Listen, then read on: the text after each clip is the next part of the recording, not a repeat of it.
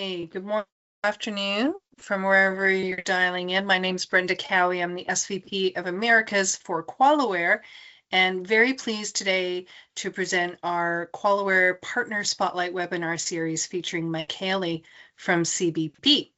A couple of housekeeping items just off the top.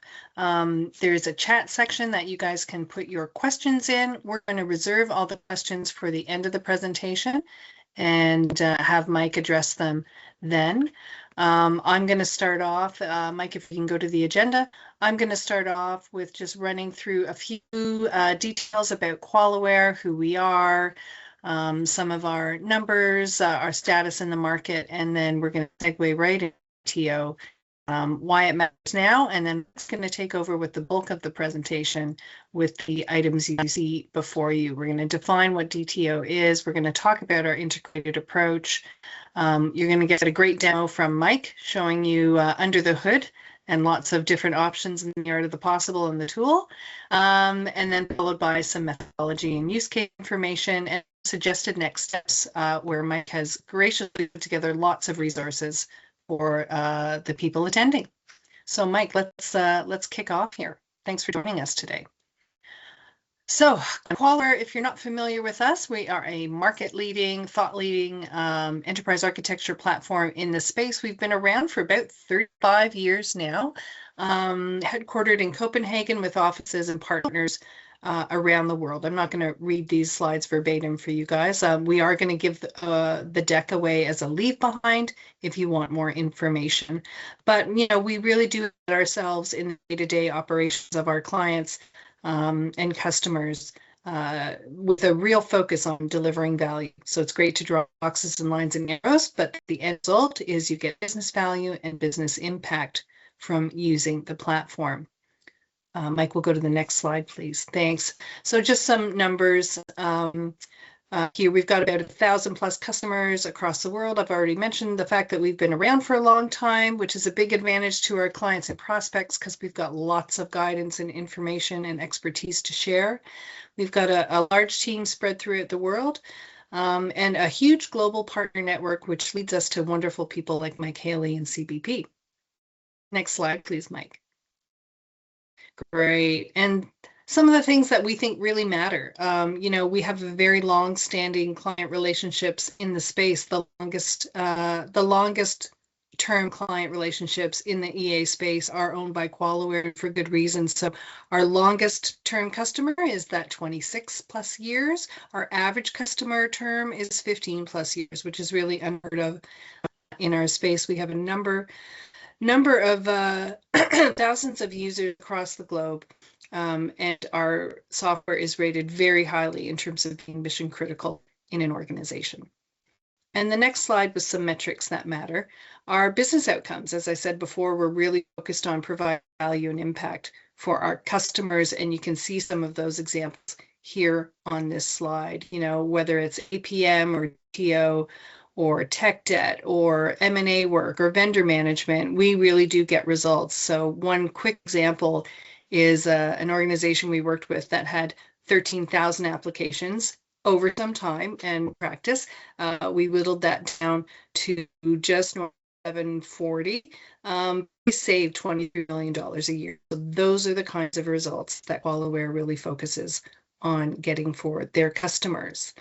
And if we go to the next slide, we can see that we do have great consistent market recognition as leaders and visionaries in our space. So the purple matrix is from Infotech. It's software reviews that are voted by peers in the marketplace and customers in the marketplace. So we really value those metrics. The middle MQ Gartner, probably most of you are very familiar with. And the top right is actually a DTO rating, which Mike also participates with us, of course. And you can see we're rated very highly in the Spark QKS DTO. Mike's going to talk more about our standings there in a little bit. Interestingly now, if you go to the next slide, you know, DTO is more and more becoming relevant in the marketplace that we can. So Mike, if you can advance to the next slide, that would be great. And you can see that there's a lot of analyst activity, research, and work in this space where I would say, you know, maybe 7 or 10 years ago, we talked a lot about it, but we didn't see a lot of it being executed. And now I think we can say we're really seeing an increase in this activity. So there's a few quotes here by some leading firms that we all know. We recently participated in the very first Gartner MQ that will be published this summer for DTO, and Mike was involved with that as well, of course. So it's more and more, it's not just something that's talked about, but something that's we're seeing, you know, on the list of priorities for a lot of CIOs in the space. So with that, I'm going to hand the baton to you, Mike. Great, thanks, Brenda. And thanks to QualiWare for hosting this. We've been associated with QualiWare for a number of years now, and it's great to see the advent and growth of DTOs over that time. I thought we should start though. Let's maybe start with this little poll question for the audience. If you're able to either go to menti.com and enter those 8 digits in, or scan that.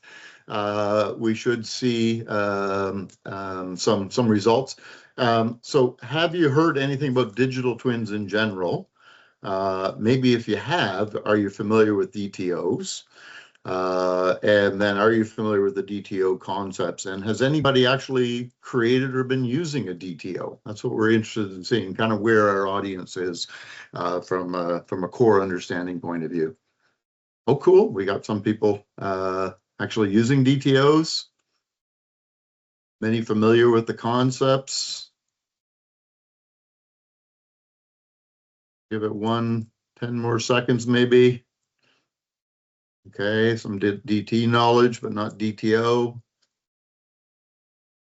Okay, so I'll move forward. Okay, so a couple people maybe not heard anything. So we're going to do a bit of a level set then.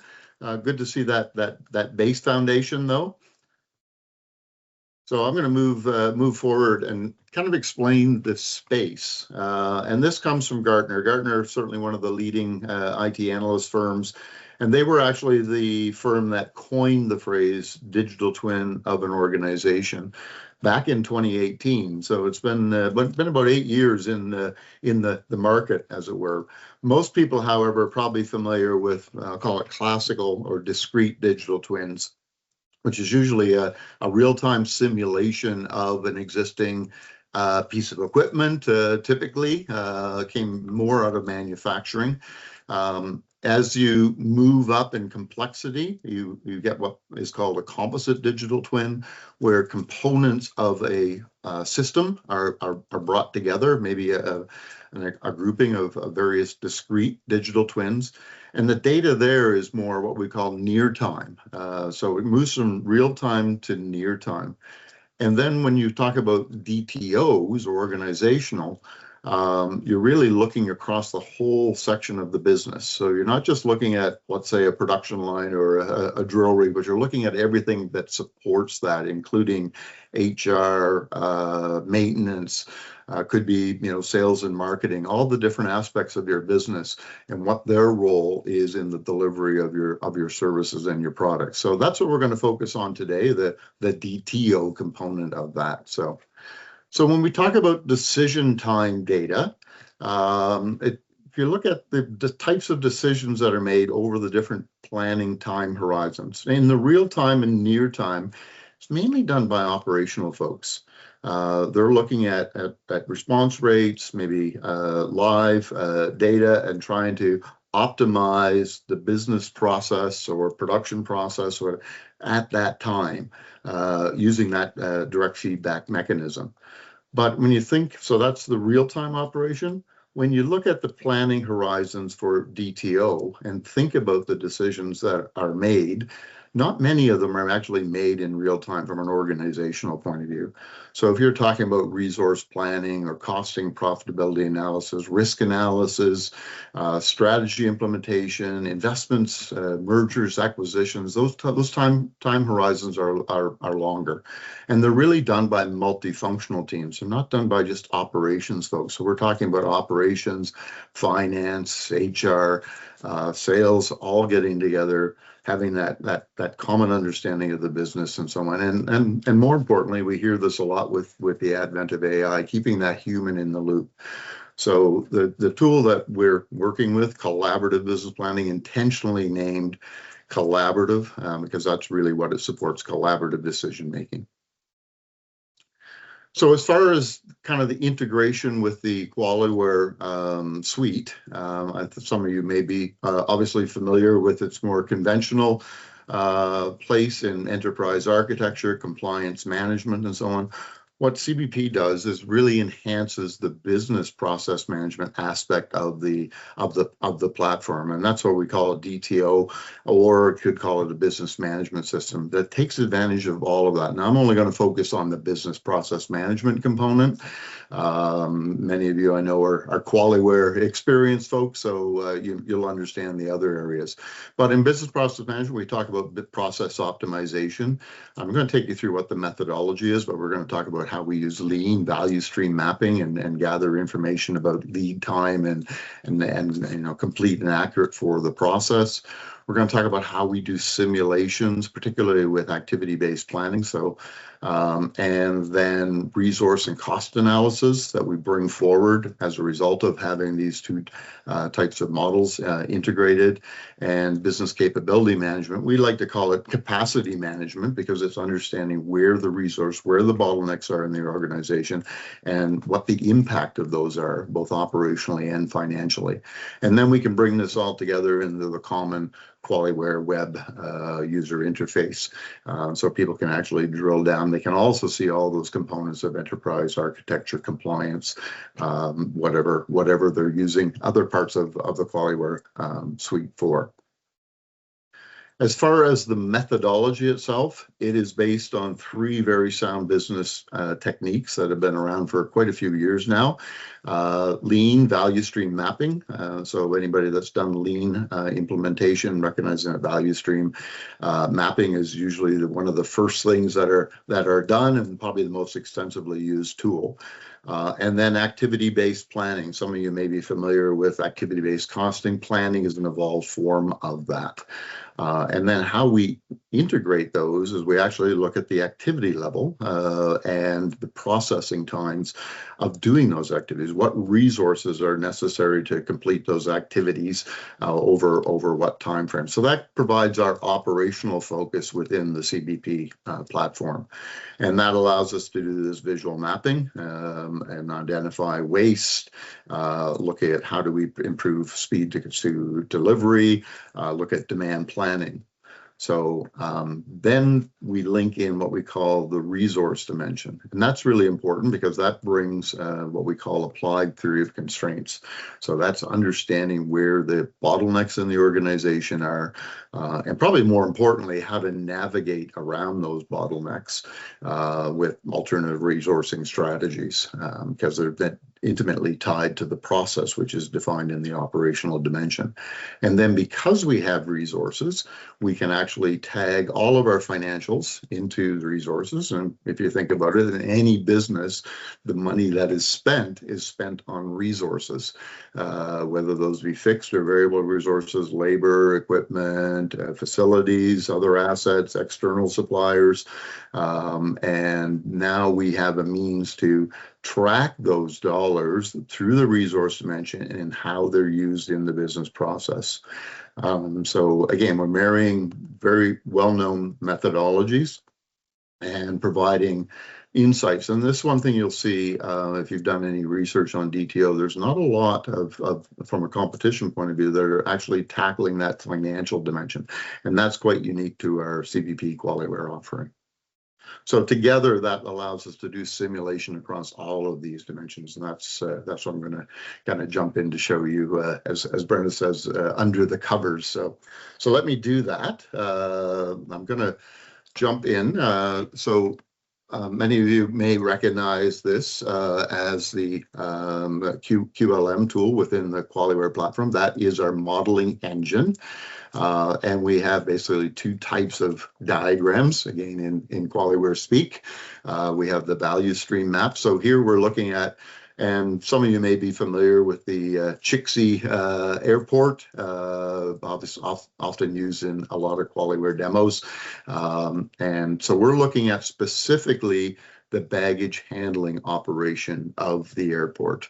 And this baggage handling, our storyline goes that it's been outsourced to a third-party company. So they're very interested in profitability and costs and making sure that they can make money in addition to supporting the airport.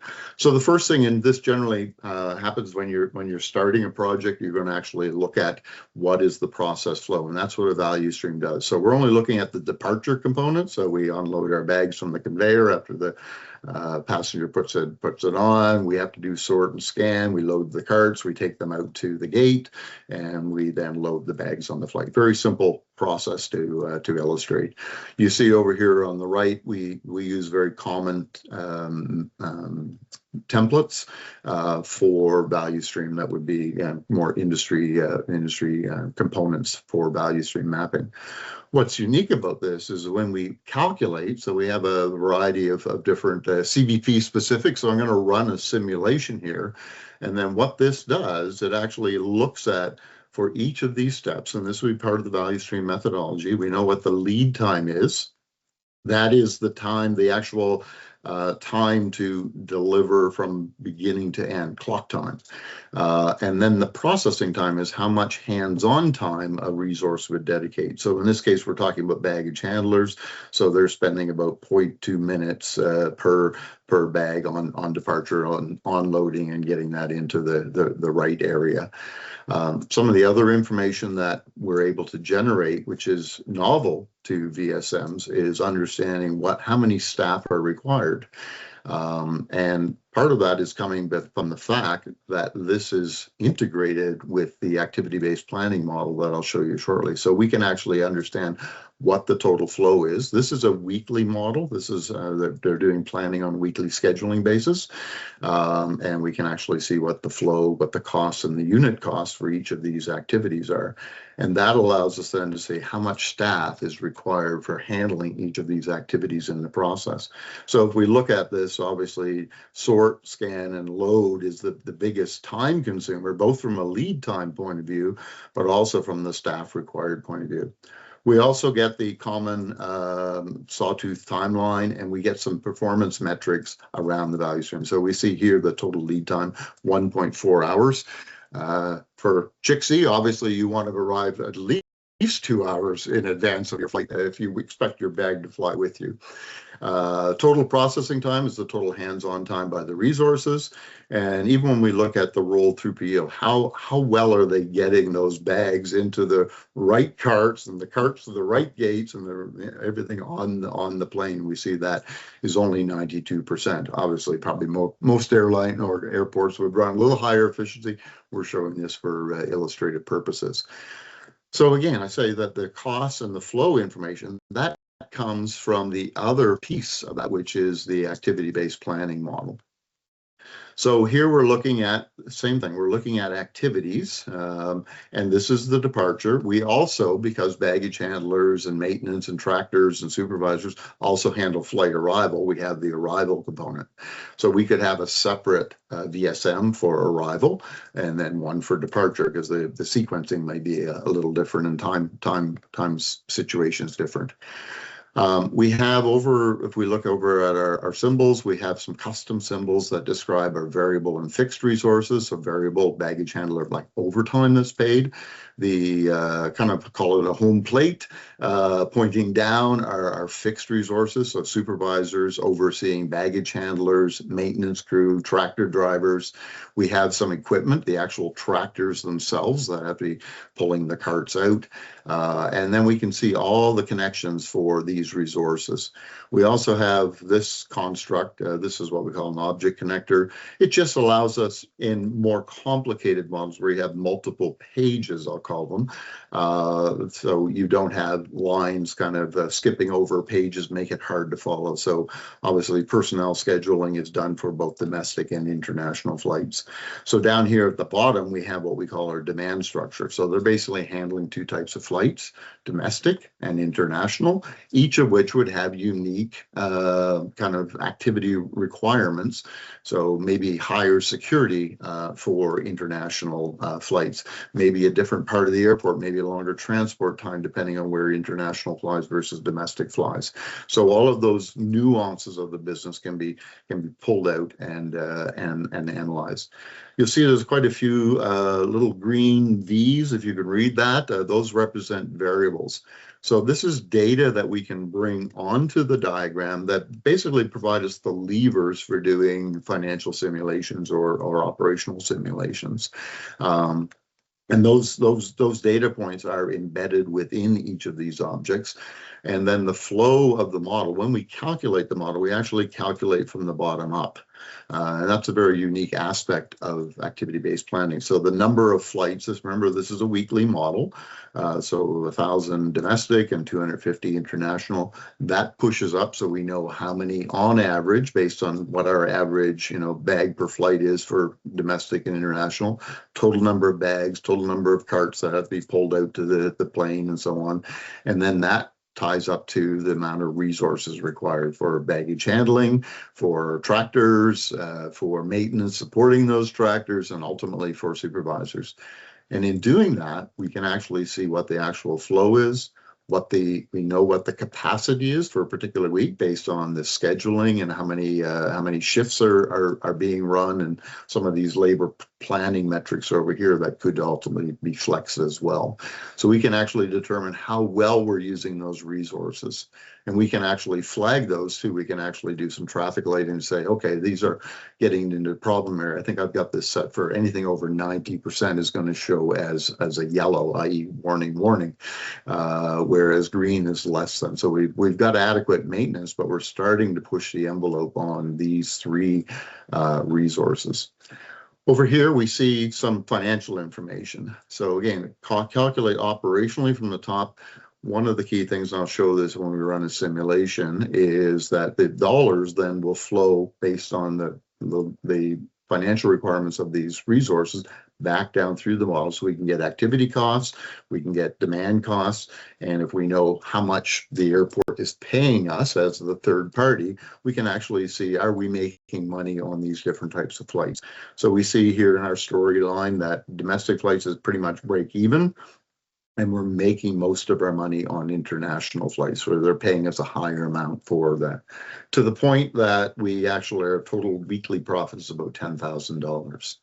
So we want to see what would the impact be now if Jixi comes to us and says, hey, we need you to, we expect we're going to take on some new airlines, some new routes and so on. We're expecting in, let's say, a few months down the road, we're going to increase our volume of both domestic and international flights by 20%. So we can quickly simulate that by basically opening up each of these variables. And now I take this from 1,000 to say 1,200.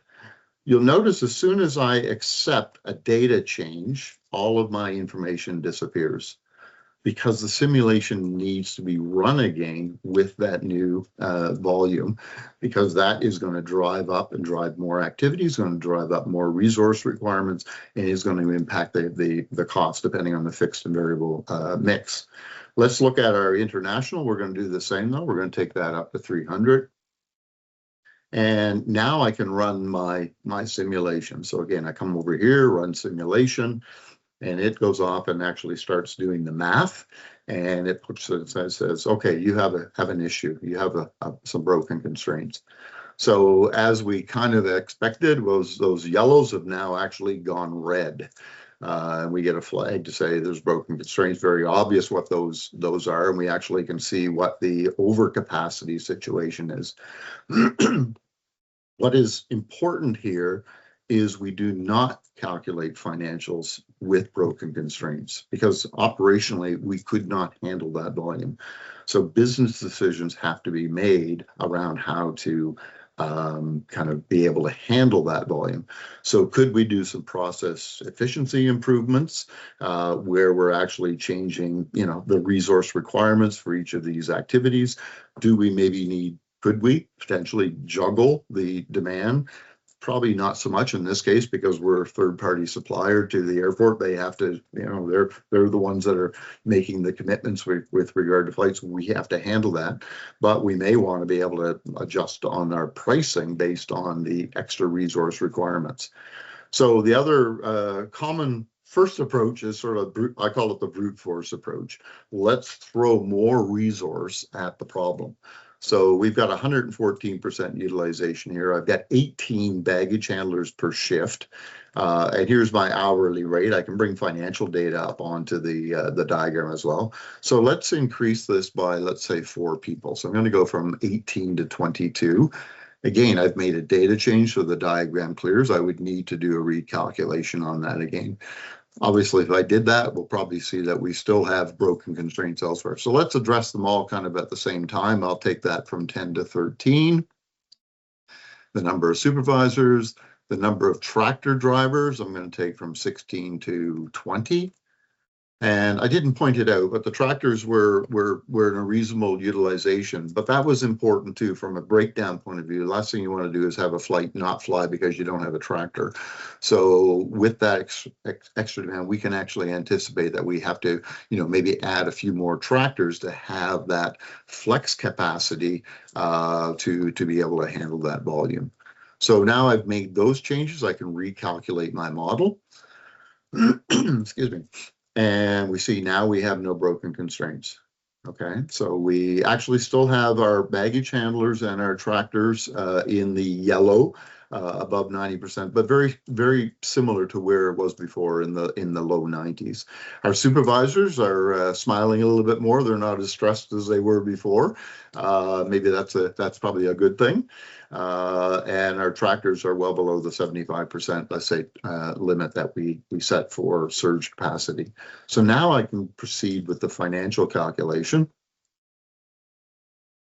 And so what this will do is it'll bring in all those extra costs associated with the resources that we brought in, and it'll pull these back down through. And you can see very quickly we've actually lost about $5,000 in profitability for this week. So we're about half of where we were before. And if we look at the unit profit, we see that it's our domestic flights now that we're losing money on. We're still making money on the international flight, so we're offsetting maybe the loss. But overall, this would not be a good strategy for the third-party handler. So they would have to say, well, what else could we do? Could we do some process improvement on that? So this was what we call a simulation where I'm making data changes. The other thing we can do with CBP is we can actually do what we call scenarios. So in this case, I'm just going to jump to that scenario. So here's a scenario, which means we have a structural change. We're actually changing the process. We're maybe adding resources, deleting resources, adding new or deleting activities, maybe even demands. In this case, one of the things they had been considering is putting in an automated baggage handling system. So to kind of model that, we've created this as another fixed resource. So it would actually have its own costs associated with the depreciation and installation of that. And then we saw just highlighted in red here just to show where the impact of that baggage handling is. So maintenance has to support it, supervisor has to support it.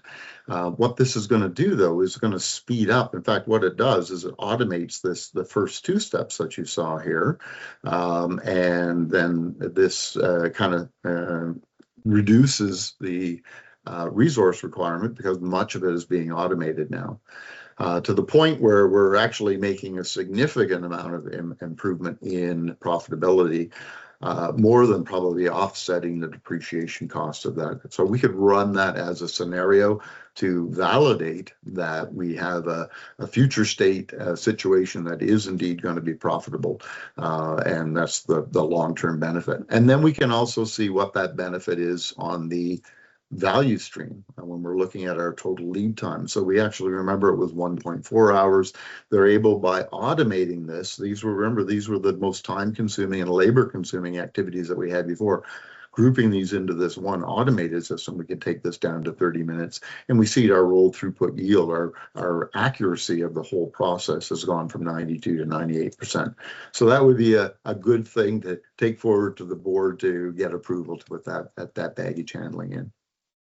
So this is all within that modeling tool. Now, what we can do is we can obviously deploy this to the full QualiWare interface. So here, some of you obviously very familiar with this, a variety of desktops. So this is my maybe user desktop, where I'm looking at the business operating model. I've got some business process diagrams, BPMNs describing, so probably many of you are familiar with those. But we can also bring our activity-based and value stream diagrams to the forefront. And if I click in on this, I can actually see this in detail. I can actually zoom in. If I really wanted to go, big, I could zoom in on the whole thing and see it just, more similar to what I saw it in the modeling tool.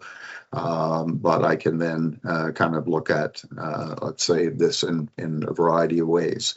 So what I can now do is, as I click on each of these objects, you'll see these tiles will get populated with the detailed financial information. How much is the cost at this point? Not just the direct costs, but the supporting costs of all the supervisors, the maintenance crew, the tractor drivers, and so on. So I get a financial statement, basically. And then I can see all of my inflows and my outflows, where the tractors are being used, how much of the flow is there, what percentage is, what the actual cost contribution to that is as well. So I can investigate in detail each of the, I'll call them nodes of this model. And I can also, recognizing that this is probably more for the business analyst, process owner kind of view of the world, we can actually create dashboards that allow us to bring that information up, on maybe more for executive decision making, so we can actually see, summary of our information. This was our as is, the current state, where we were kind of making about $10,000, a 4.6% margin. We can actually have, different details showing capacities, flows, what are the costs, what are the different costs, what's the cost contribution from an accounting point of view. We could do some top 10. So you can customize these as much as you want. And we're actually able to use some AI here as well. And it can provide some scenario recommendations on what you might want to be considering above and beyond maybe what your team is. So it's a kind of a scenario assistant, as it were, that we've been able to incorporate in these dashboards. So now as I move forward, here was my one with my 20% demand. You can see we've got those 3 red items there. No cost calculated, because it knows it can't generate costs in a broken constraint situation, and actually flags that for you. And if we went to our technology investment one, there we see the big jump in profit to be able to accommodate that. So. Okay, so that's kind of where I wanted to go with the live demo. Let me jump back to some of our slides. Yeah, that was fantastic, Mike. I think there's some really powerful views you showed out, specifically with those financials in those simulations that a lot of people really need. Right. Hopefully, yes. Yep. So back to the theme of our webinar here is, how can you achieve this in a short time frame? Now, obviously, for large organizations, it's not going to be practical to build DTO model across your entire enterprise. So what we do is we actually take what we call a pilot approach, and we kind of ring fence an area. It could be a business operating area, it could be a key process, and we deliver on what we call our 8-step methodology. So this is a well-established. I've been using this for many, many years now, and it goes something like this. The first thing you want to do for that business unit is conduct a strategic assessment. What are the pain points? What are the burning platforms? What are the decisions that are facing the management team in that area today? So when we do our modeling, we're going to provide valuable insights around supporting those decisions. We're not doing this as a throwaway. This is going to be an actionable DTO at the end of these 8 to 12 weeks. We then need to analyze the resource structure. So what are the physical resources that are involved in the process? What are the financials associated with those resources? We kind of get our due diligence done on that, then we need to do the process analysis. What are the steps? What are the activities, both from a value stream point of view and an activity-based plan view, where we look at the resource requirements for those. We then would design the model diagrams. So again, doing those layouts using the CBP tool to do both the value stream usually first, and then the activity-based planning. And now that we've got the design structure done, we go and collect the data. So it's very important. We don't just run off to get data first. We actually, validate that we do have some data in step 2, but let's design the model so we can actually very accurately describe the exact data requirements we need to populate that model. And then probably the most important step, once that data is collected and we have it in the tool and we're running kind of calculations, is making sure the results are validated. So we would typically use, some historical time period. More common than most, it would be a monthly. So what were last month's operational and financial results? And we want to make sure our model replicates those or comes directionally close to those, so we have confidence that we can use this for future state planning. In doing that, we actually do enhance the understanding, because now we're looking at fully loaded costs. We're looking at things like utilizations, resource dependencies, resource distributions, so new insights that may be gathered from the model itself. And with those new insights, we can actually look to the future and looking at optimizing and planning and testing both scenarios and simulations, hopefully collaboratively, everybody contributing to those kind of future state and drive the healthier bottom line and more effective uses of our resources. So that's the 8-step approach. We can do that in usually within 8 to 12 weeks. We've done them in as little as 2 weeks, depending on the engagement with the client and the data quality and so on. But 8 to 12 is kind of the more common norm. So I thought I'd talk about just a couple of quick use cases. So this was one we did. Brenda didn't point. Both Brenda and I are here in Canada. I'm on the East Coast. She's in Toronto. So we did some work fairly recently with one of our provincial departments that provides lending services to fishermen, farmers to support the industry here in Nova Scotia. And within a 2-month period, we did the full lean Kaizen value stream. We were able to convert that into the CBP model for resource planning and tying that out to their specific loan requirements. This is basically financial services.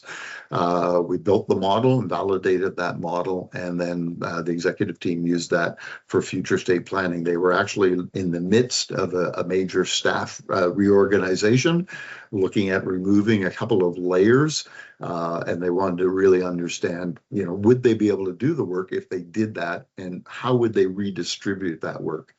They were actually able, within that short time frame, their previous processing time was about 26 weeks.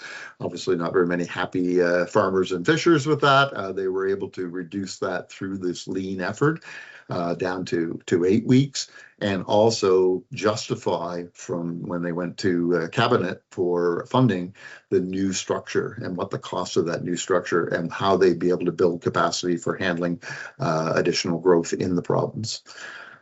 The other one I'll talk about comes out of the manufacturing industry. This is a current client we have now. They make lead acid batteries, not for cars, which is what everybody would think. A lot for solar and wind storage. We're talking large scale batteries for storage capacity. And they have this would be their entire operation. So in that 8 to 12 week time frame, what they were able to do for their pilot was to model the whole front end of their process. So making the lead oxide, making the grids, pasting the grids, so getting the grids, what they call the parts that sit in your battery cells, ready for the 2 types of types of batteries that they produce. So they were able to get actionable results in that short time frame that actually allowed them to optimize grid production and pasting operations prior to even going on and doing the full plant. So they were able to start generating benefits right out of that pilot. So I'll just get close to summary here. We talk about CBP kind of enhancing the value of QualiWare's position in the DTO space, where QualiWare provides that structural blueprint, how the business operates, what are the pieces of the business, all things that I know many of you would be familiar with in enterprise architecture or compliance management. And then adding in CBP allows you to kind of connect that visibility, and particularly, as Brenda points out, the financial linkages. Again, not a lot of tools out there that do that dynamic financial simulation. So CBP brings that, allows you to do the what-if analysis, and really supports continuous improvement. That's some of our best experience have been working with continuous improvement teams or lean teams, and giving them the tools now to quantify the benefits in advance of running process improvement simulations. Okay, so I've got one final poll for you. So now some of you learned a bit about DTO. Certainly the people that are applying DTO, there may be a fit. So we're curious to know if you, after this short presentation, feel there's a fit within your organization for DTO. Whether you think there may be some benefits, or now exactly where a DTO can help you. We'll just give a couple minutes to make sure that works. And again, we're certainly happy to explore those opportunities with you directly. I've got some contact information coming up here. I'll just give it a couple more seconds to complete.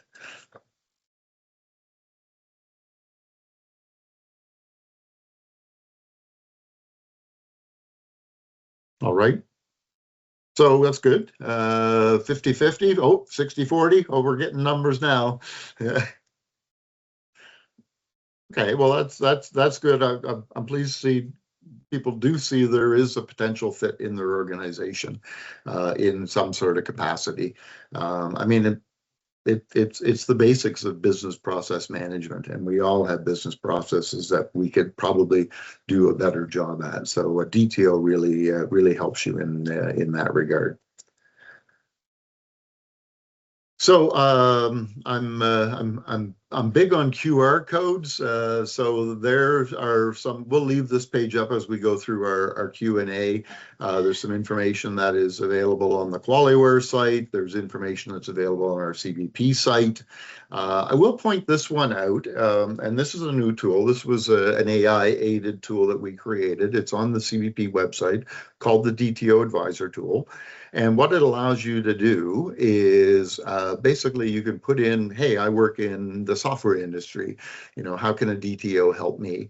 It will take its knowledge of DTO, which we've created a knowledge base, not just with our flavor of DTO, but some other independent and research values of DTO. And it'll give you some ideas of where those fits might be. And then it'll allow you to drill down and explore those more fully. So we're getting really good traction in helping people understand the connection of DTO there as well. I put my LinkedIn, and anybody feels free to reach out. And as far as things that we have coming up in future, in early June 3rd, we'll be doing a webinar focusing specifically on how DTOs apply in manufacturing. We've done a lot of work here, particularly in Canada over the last year. I'll be sharing some of those stories. And then we also have our public training courses coming up in June and July. Again, we have two types of training. One focus on the service industry, so that could be public service, government services, financial services. So we have a case study. People go through the case. They get a little hands-on, go through that 8-step methodology with a working case, get a little hands-on with the tool, build a little bit of a model, run some scenarios and so on. And we also have one for manufacturing that we're running later in June. And then we have our in-depth, call it deep dive training course. course where we go kind of behind the scenes on all the features and functionality of CBP that you would need to be as a CBP modeler. So there's a link there. And again, as Brenda said, we'll send these slides out, so don't feel you have to grab all these QRs. You can get them from the deck as they're provided. So okay. Thanks very much, Mike. Yeah, we've got a few questions. I'm getting them from different sources. So we'll start with the one in the chat from Omar. Omar is asking, how can leadership distinguish between strategic business value streams and tactical lean value stream mapping to ensure organizational alignment? He's interested to learn the easiest way for sharing that understanding with, here's the key, non-technical stakeholders. Right. Well, I think value streams, people are generally easier to understand, certainly than, the activity-based planning. And you can take those up at a higher level where you're looking at, key processes and how those flow. What I showed here is kind of the in-depth detail, but we could bubble that up to a higher level value stream and then have that supporting information generated both from a time basis point of view in the detailed value stream and also a cost summary basis coming out of the ABP to percolate that up to the high level value stream. So I think that's the way I would present that, to sort of show the executives and give them the confidence so that those numbers are truly supported by, I'll call it the atomic level of how the business operates. Excellent. Okay, so I'll go to, I've got some people texting me things and sending me things on LinkedIn. From your experience, what are the most common structural or governance challenges organizations face when establishing a DTO office? And how can enterprise architecture help overcome them? Yeah, I think, and this is common for probably any technology or any methodology, is making sure things are adequately resourced, both internally and as that office is starting up, making sure they have the training and guidance and support services from either technology vendors or consulting firms or whatever to support them in building up that core competence, center of expertise, as it were, in the organization. I think that's probably the most key component. But you also, to get there, you need to have the executives, I'll say, support, recognize the value, the proposed value of this, and then move them very quickly. And this is where this kind of pilot approach, particularly with, if you're using CBP, for example, getting actionable results in a very short time frame. So they can move from, I'll call it support, to buy-in, to further commit those resources. Yeah, and get that traction, for sure. Okay, next question. You showed how CBP can bring a lot of interesting results forward into the QualiWare web interface, but how can it align with other QualiWare desktops I might already be using? Yeah, I kind of showed that one user desktop, and you may remember seeing the business operating model and some workflow diagrams and so on. So you could create and what I drilled down into was kind of an ABP desktop. You could have a VSM desktop, but you can mix and match. So you can take any tile information or the diagram, bring that onto your own user desktop, or you could create your own DTO desktop. What's important to your organization? So maybe you have some, I'll call it more classical enterprise architecture components, maybe a business capability model that you're bringing, and now you're bringing in some of the core, again, I'll use the term atomic, regarding, the costs and the resources and so on, or you just surface that information and allow people to drill down. So again, it's going to be different users are going to have different requirements around that. And that's the beauty of the QualiWare web interfaces. You can mix and match and customize to your heart's content, literally. Right. Excellent. Okay. Next question. We've just got a couple more. With the advent of AI and so much AI, where do you see the role of CBP? Couldn't it be replaced by an AI agent? It's a question.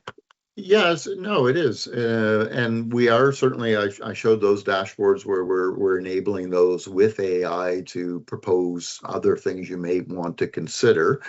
The question is, would AI truly understand your business structure?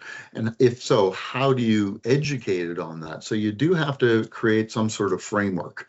And that's really what CBP, it aligns your resources to your activities, to your demands. And the validation step, I stress the importance of that, making sure that you collect the right data to generate the right results, and those are truly validated. So there's always going to be a need for this intermediary structural component that turns your data into actionable results. Think of it as a bit of an engine. AI can help you in the development of that, and AI can help you in the results scenario simulations of that. But you're still going to need that core, transitionary component. So that's the role that we see for CBP. Okay, excellent. And I think unless anyone's dropping more into the chat here, this is the last one I've got for you. You talk about decision time data supporting different types of decisions. So does this mean one needs to create a unique DTO model for each type of decision that they need to make? Right. You remember again when we were talking about that third party, I said they do weekly planning. So their time period is weekly. So that's their planning horizon, probably more from a staff scheduling and flight scheduling point of view. That same model, however, could be taken up to a monthly basis or a quarterly basis or whatever. So a lot of the structure will remain the same, but the data will change. So the data is what we call time period specific because it supports time period results that are used for different planning decisions. So there may be some modifications depending on the time frame, but for the most part, the same model can be applied with different time period data. Okay. Excellent. Excellent. Well, thanks very much, Mike. This was a fantastic and informative webinar. And thanks everyone for attending. We really appreciate your time and your interest. So everyone who's registered and attended will receive a recording of the webinar along with the deck that Mike presented. Abigail in marketing will probably send you a list of the next webinars coming up in the series to attend the next one. Each of our Partner Spotlight partners will be doing one webinar a quarter, so keep your eye out for that. And any questions that we weren't able to follow up with, I do have a couple on the side. We'll definitely follow up with you directly. So thanks very much for joining. We appreciate it, and we look forward to doing the next one. Thanks, Mike. Thanks, folks. Cheers. Great stuff.